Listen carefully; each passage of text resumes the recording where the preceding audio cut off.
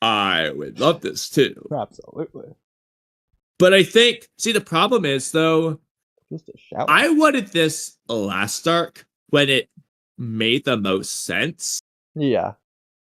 I'll take it now, but I think that doing it now is just objectively worse than doing it last arc. Sure. But, oh well. Because the other another thing though is Sarada's knocked out right now. I swear to God, if Momoshiki comes out and Sarada stays knocked out, God damn it, can she see Momoshiki? Well, I'll also mention, in comparison to this arc compared to last arc, is Koji told Boruto to get out of there, and he did, which is why Momoshiki didn't come out, as opposed to this arc, where he's not listening to Koji, which is why Momoshiki could come out. But I think this also just still works better at the end of last arc, when this was a thing. Exactly. It's like one of those things where he was emotional. I mean, he's emotionally getting involved here, but like Hidari was involved. Sarada was right there. She wasn't knocked out. Yeah. Himawari's there by the time that he's, gonna fight Jura. Kawaki shenanigans with Karma, literally foreshadowing this exact topic with that chapter, and so on. It feels like that was a pretty good time for it. I don't even remember. I forgot. I had a whole video on it, and maybe I'll release it eventually as like why he should have appeared last arc type video if I ever get around to it. But I remember I had a whole bunch of reasons why it could have been cool, and I don't think they apply to this arc at all. Absolutely not. Like, what does this have to do with love in any capacity?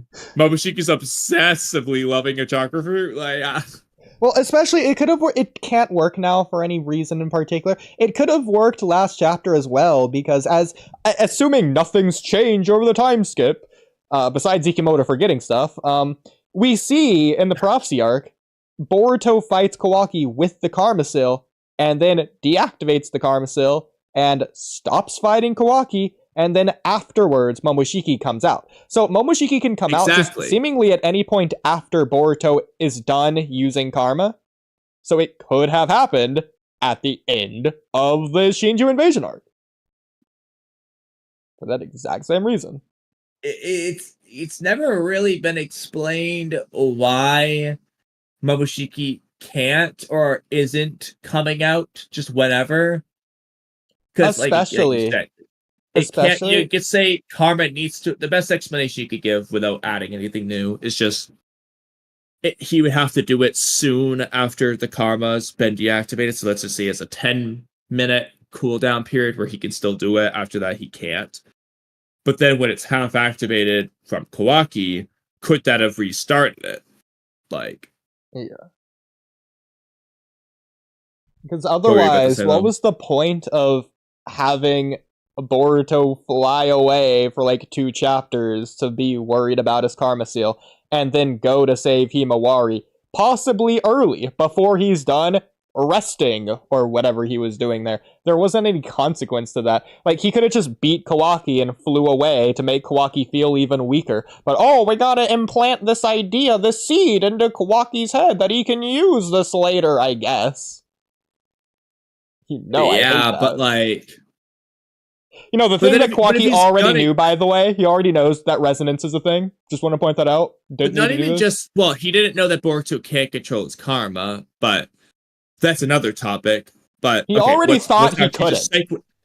Based on the prophecy arc, I was gonna say, let's just segue to that right now. The whole point is that he thinks he can't control Momoshiki. That's why he wants to kill him. Yeah.